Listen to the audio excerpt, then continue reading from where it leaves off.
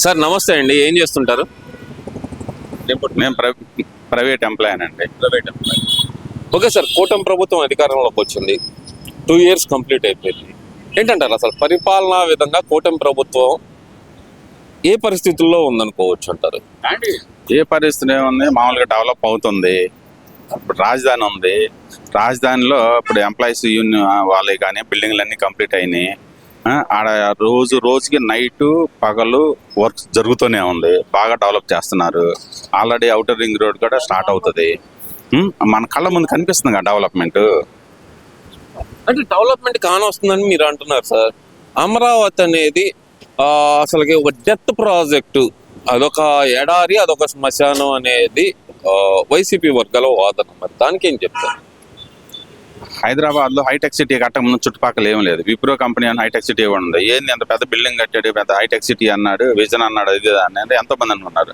ఈ రోజు చుట్టుపక్కల చూస్తే గజం కూడా ప్లేస్ లేదు.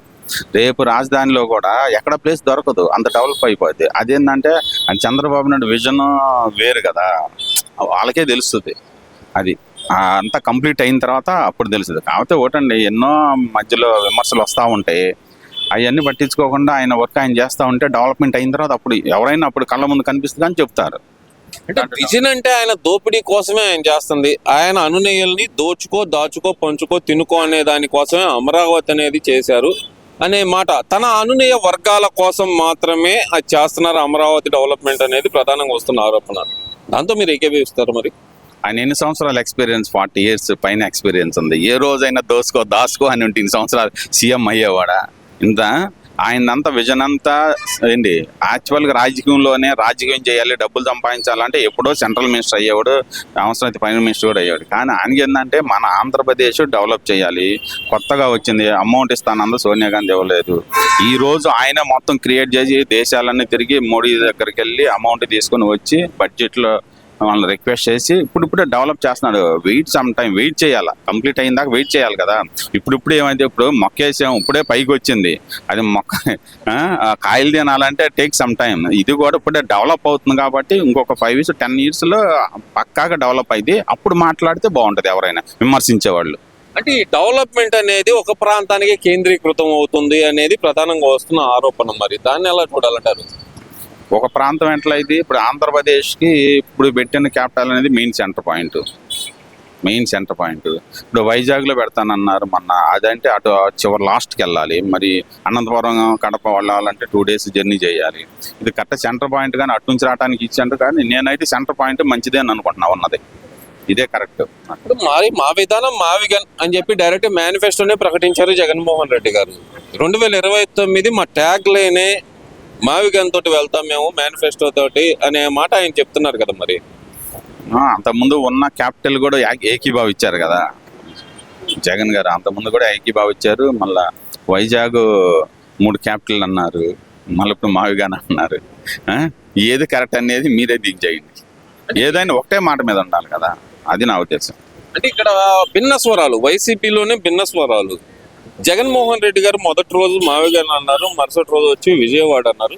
దాని తర్వాత రోజు సజ్జల రామకృష్ణారెడ్డి వచ్చి లేదు దొనకొండ రాజధాని. ఎందుకంటారు ఇంత కన్ఫ్యూజన్ లోనే ఆ పార్టీ మొత్తం ఎందుకుందనుకోవచ్చు అంటారు? ఏదైనా జగన్మోహన్ రెడ్డి గారు ఏం చెబుతారో అది ఆయన ఒకే మాట మీద ఉంటే జనాలు కానీ రాజకీయ నాయకులు కానీ ఒక మాట మీద ఉన్నారని పర్ఫెక్ట్ నమ్ముతారు. జనాలు కూడా దానికే పోతుంది. ఈ సంవత్సరం ఇదని, నెక్స్ట్ ఇయర్ అదని అంటే ఒకసారి మరి ఆలోచించాలిగా ఏది కరెక్ట్ అనేది. అంటే ఇక్కడ జగన్మోహన్ రెడ్డి గారు చెప్తున్న కాన్సెప్ట్ ఏంటంటే కనుక మావిగన్ అనేది 20,000 కోట్లతోటి మనం పూర్తి చేసుకోవచ్చు. అమరావతి అయితే 2 లక్షల కోట్లు అవుతుంది.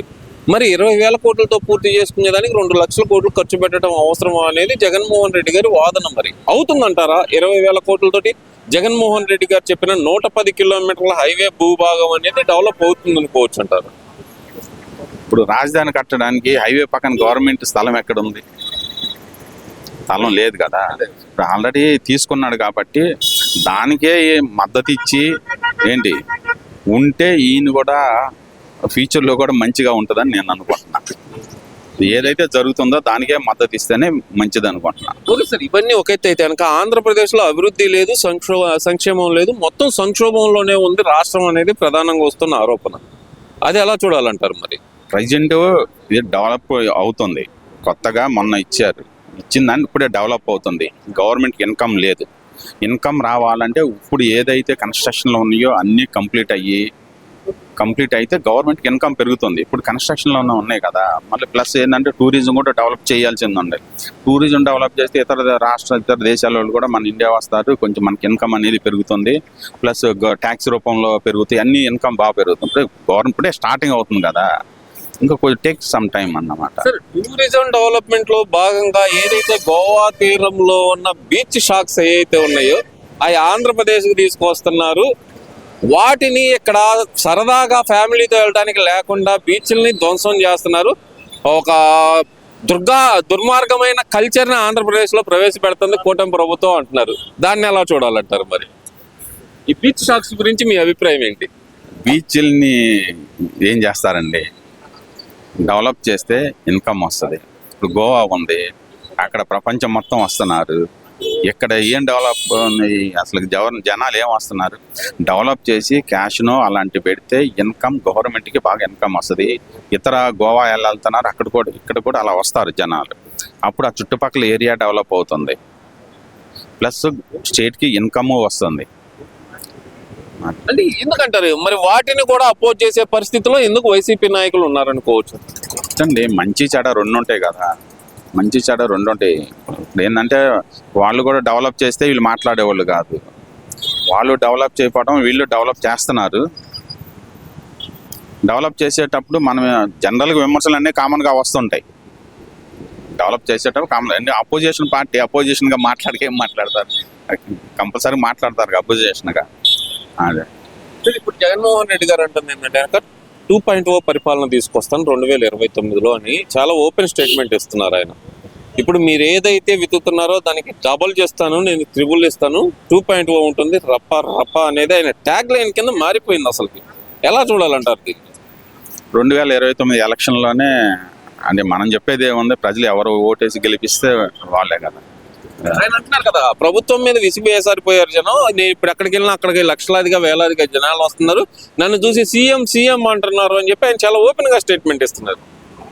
మాజీ సీఎం గట్టి సీఎం అనే అంటారు, నెక్స్ట్ కంపల్సరీగా అంటారు కదా, అది కామనే.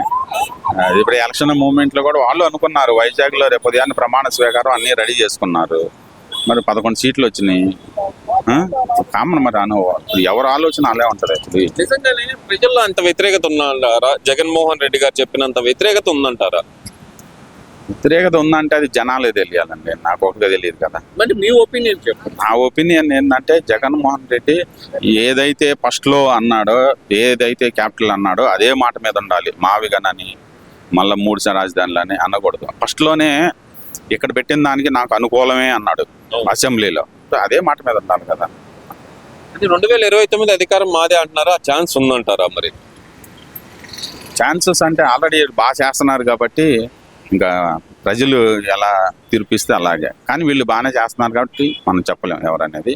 మ్యాక్సిమం వీళ్ళే రావడానికి అవకాశం ఉంటుంది. అది. Thank you.